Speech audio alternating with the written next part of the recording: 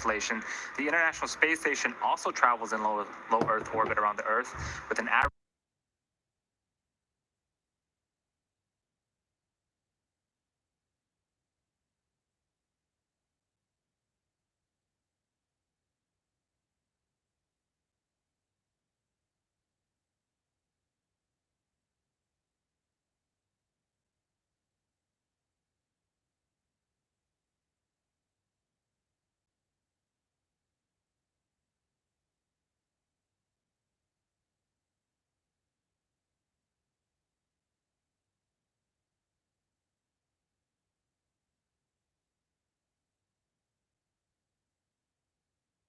Our Falcon 9 vehicle uses two propellants, a refined form of kerosene called RP1 or rocket propellant 1 as a fuel, and liquid oxygen or LOX as an oxidizer.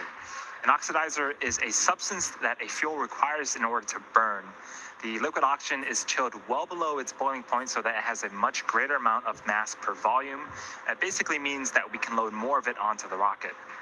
In addition to these two propellants, we also use the chemical TTEB, or triethylaluminum and triethylborane, as an ignition source. The combustion of RP1 and LOX makes the rocket go, but it's TTEB that sets the match and uses the propellant to sets the match to the propellant mix. If we're using a barbecue analogy, you can think of RP1 and LOX as charcoal and the oxygen in the air, and the lighter is TTEB. And until you light that match, you won't have flame to cook your food or, for our purposes, lift off. We fill the LOX into the first and second stages to full as close to T0 as possible to minimize how long the LOX could start to warm up. This is similar to fueling your combustion car. You put your handle in, turn it on, and when it's full, the pump will automatically shut off. And as you can see on screen, the weather in Vandenberg is looking pretty good. Stage 1, typically, we get a lot of clouds in Vandenberg, but the weather today is very favorable for liftoff. In addition to the weather, the range, vehicle, and satellites are all also trending green for an on-time liftoff at 9:12 a.m. Pacific time. If for some reason we don't lift off today, we do have a backup opportunity tomorrow, about 20 minutes earlier than today. As you may have heard on the news, the Starlink teams responded to a volcanic catastrophe and tsunami earlier this year in the island nation of Tonga. For those of you who may not be familiar with Tonga, it's comprised of 169 islands and is located in the South Pacific Ocean, directly south of Samoa, in a very remote part of the world. Since the natural disasters earlier this year, the Starlink team was able to provide internet service to connect remote villages in Tonga that have been cut off as a result. The way Starlink was deployed is representative of one of the ways Starlink works best, in remote or rural areas where internet connectivity is sometimes unavailable. We hope to be able to help more communities in need like this in the future. If you're interested and want to know more about Starlink or want to see if its service is available in your area, head on over to starlink.com. As we continue to march down to T0, just under T-minus 5 minutes here, the next major milestone you're about to see on screen involves the transporter erector, or the TE, which is the truss structure next to the Falcon 9 vehicle. In preparation for retraction, the clamp arms underneath the fairing will start to open up, and then that structure next to Falcon 9 will begin to retract away to its pre-launch position. So this view right now, right underneath the fairing halves, you can see those clamp arms. In a few seconds here, we'll start to see those open up. The TE is also the structure that provides liquids, gases, and electrical connections to the second stage, as well as air conditioning to the payload fairing. And on screen right now, you can see that those clamp arms are indeed opening up. Takes a few seconds for them to open up all the way, and once they are fully open, we'll start to see that truss structure next to Falcon 9 open up, retract to its pre-launch position. There it goes. Closer to T0, the strongback will continue to retract further away and provide clearance for Falcon 9 to lift off.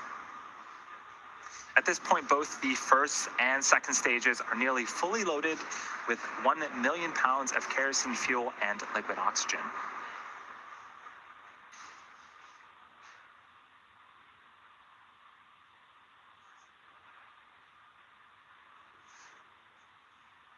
And we are We have absolutely gorgeous weather in Vandenberg today, so we are expecting some great footage during ascent.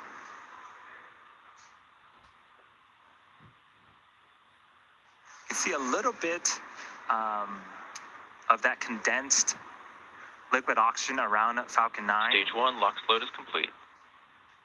We vent the super chilled liquid oxygen, and when it meets the ambient air temperatures, it starts to condense and form those clouds that you see. This is pretty similar to if you were to have a ice cold cup of water sitting on your table. You start to see those beads of water form around the cup. It's a very similar interaction.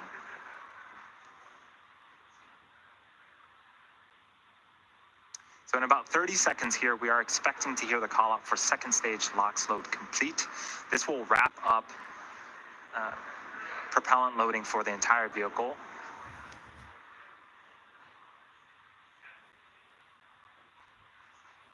If you are just joining us, this is a Starlink mission. We have 50 Starlink satellites inside the fairing at the very top of the rocket. This is SpaceX's 8th mission of the year.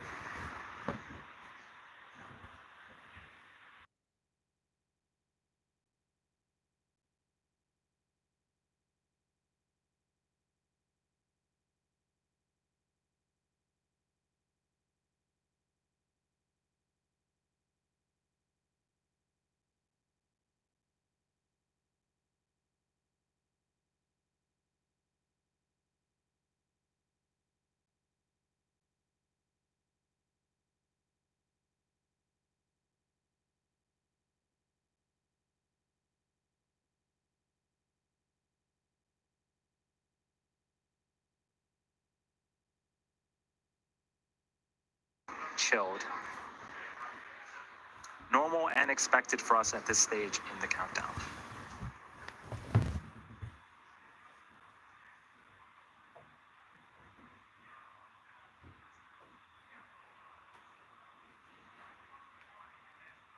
Falcon 9 is in startup.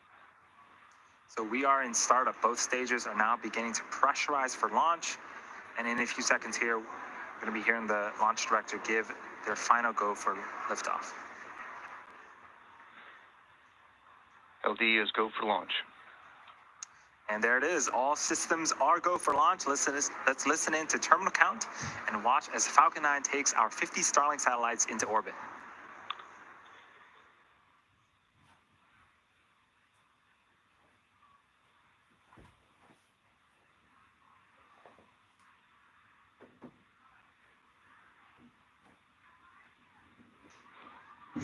T-minus 15 seconds. 10, 9, 8, 7, 6, 5, 4, 3, 2, 1. And liftoff of Falcon 9, Starlink 4.11.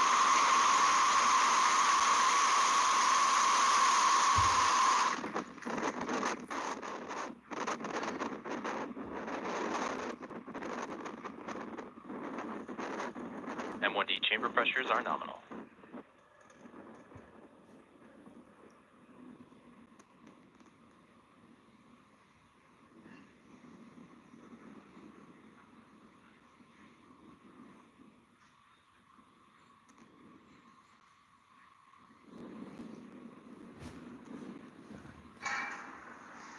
T plus 42 seconds into flight, Falcon 9 has successfully lifted off from Vandenberg Space Force Base, carrying our stack of 50 Starlink satellites to orbit. And moments ago, we began to throttle down the engines on the first stage in preparation for max Q. This is where the vehicle will experience the highest amount of pressures during ascent.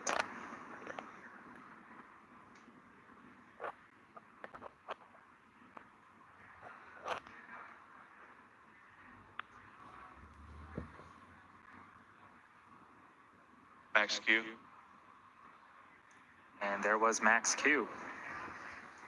So we have a couple of events happening in quick succession in about a minute. First up, we'll have main engine cutoff, also known as MECO, followed by stage separation, and then second engine start one, also known as SES1. First up, main engine cutoff. This is where all 9 engines on the first stage will shut down in order to slow the vehicle down in preparation for stage separation. During stage separation, the first and second stages will separate from one another. The first stage will make its way back to our targeted landing zone. In this case, it's the drone ship, Of Course I Still Love You, currently waiting in the Pacific Ocean. And the second stage will continue its journey with the third event, second engine start 1. This is where the single Merlin vacuum engine on the second stage will ignite and propel the second stage along with the Starlink satellites into orbit.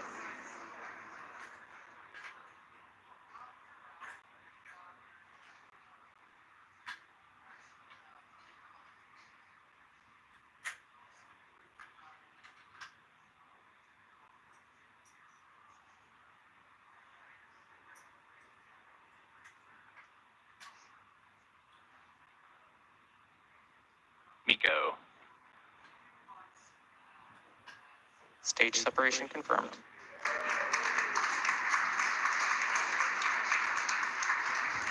MVAC startup.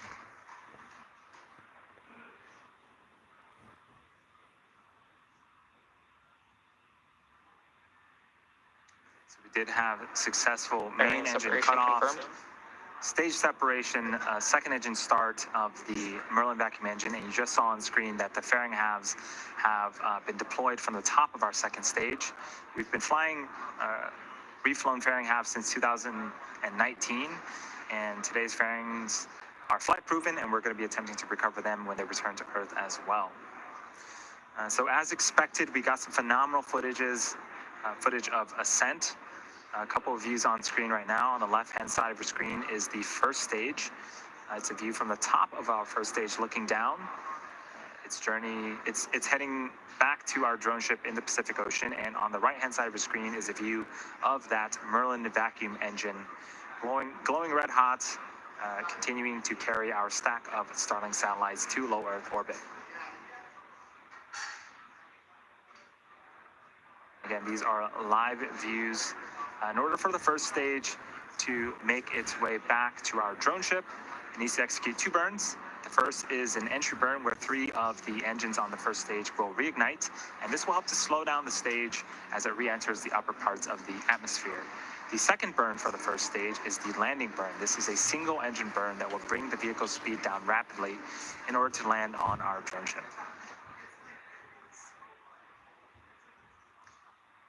So they're a few minutes away from those entry and landing burns. For now, we're enjoying some great views of both stages.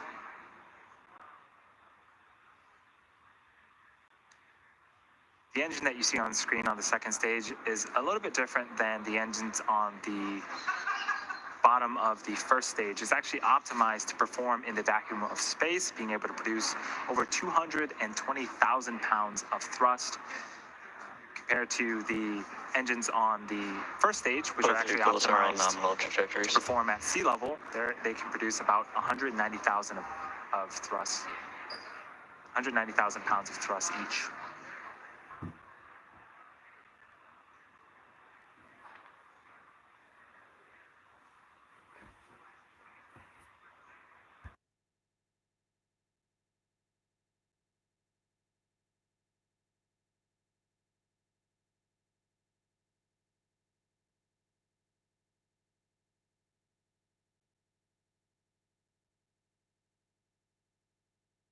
Four hypersonic grid fins. These help to steer and guide the first stage back to its landing zone. When we do our landing burn, the center engine can also gimbal or tilt, and that also helps to direct the first stage and help it land as well.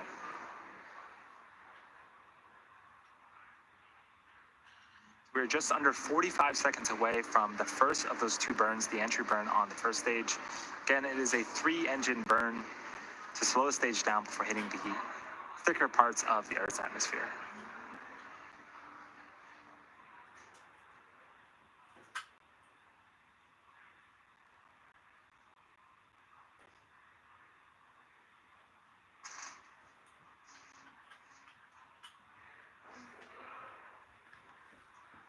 It's continuing to go smoothly for our second stage.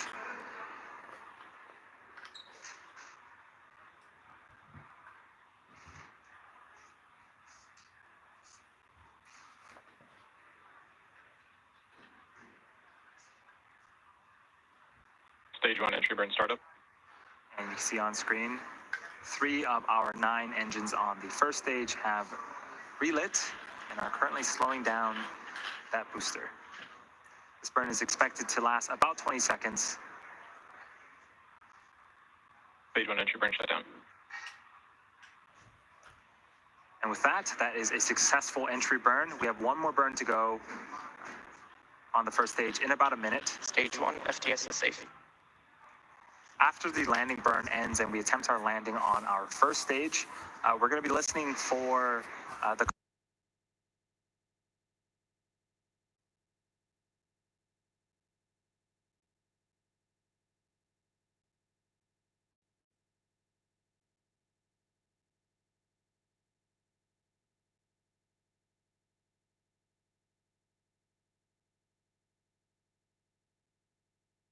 again before we deploy the satellites about T+1, a little after T+1 hour into the mission.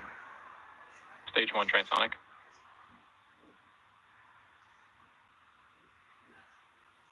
So we did lose video footage of the first stage. This can sometimes happen as the stage is traveling pretty quickly, but we do hear callouts that it is continuing to make its way to our drone ship.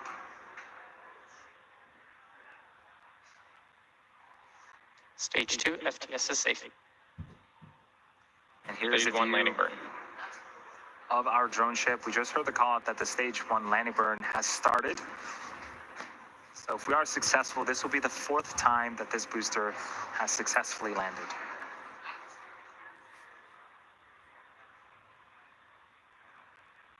Stage 1 landing leg deploy. Hearing callouts that we did get the landing legs deployed. Waiting for audio or visual confirmation of that first stage, and there Stage it 1 is. landing confirmed. Right in the middle of our drone ship. That is a successful first stage landing, the 4th for this particular first stage booster. So we did hear call out for successful second engine cutoff of the Merlin vacuum engine. Insertion. And that was the call out we were waiting for as well, nominal orbital insertion. So now the second stage with our satellites are in a coast phase. Next up is second engine start 2, also known as SES2, and second engine cutoff 2, also known as SECO 2, which is scheduled to start around the T+53 minute mark. From there, we're going to have payload deploy occur just after the T+1 hour mark. Until then, we're going to take a short break, and we'll see you all back here in about 45 minutes. Until then, sit back and enjoy the space jams, and we'll see you soon.